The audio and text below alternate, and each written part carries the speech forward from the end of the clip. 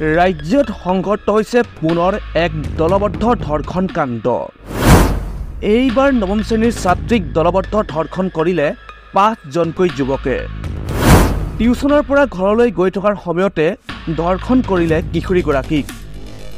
মাজবাটৰ দলবদ্ধ ধৰ্ষণৰ বলি হ'ল এগৰাকী 16 বছৰীয়া কিশোৰী। টিউচনৰ পৰা ঘৰলৈ গৈ থকাৰ সময়তে 5জন যুৱকৰ কামনাৰ বলি হ'ল কিশোৰীগৰাকী।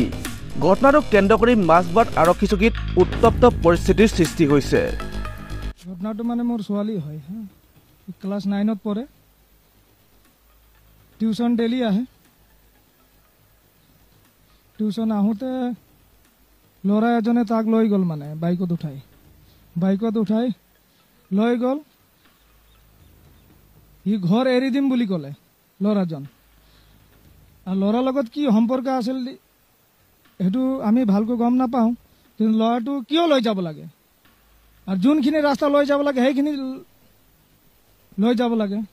বেলেগ ৰাস্তা লৈ গৈছে আপোনাৰ নাহুৰ যাৰ যোনটো ইটা ভাটা য'ত মুছলিমকেইটা থাকে সেইখিনি জেগাত লৈ গ'ল। সেইখিনি জেগাত মোৰ ছোৱালীৰ লগত ডাঙৰ ঘটনা হ'ল। এই ঘটনাৰ মোক তদন্ত লাগে, মোৰ ছোৱালীজনীক ন্যায় লাগে। মই মাত্ৰ এইটো জানো, মোৰ ছোৱালী এটা 15-16 বছৰ ছোৱালী, সেইটোক ন্যায় দিব লাগে, মাত্ৰ সেইটো জানো।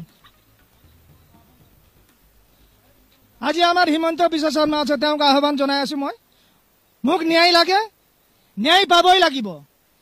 যোন কালপিৰিত সেইকেইটাক অতি সোনকালে আনি পেলাই ফাঁচি নহয় এনকাউণ্টাৰ কৰি দিয়ক, এনকাউণ্টাৰ কৰি দিয়ক। কিয় কৰিব? 15-16 বছৰ ছোৱালীক কিয় তেনেকা কৰিব?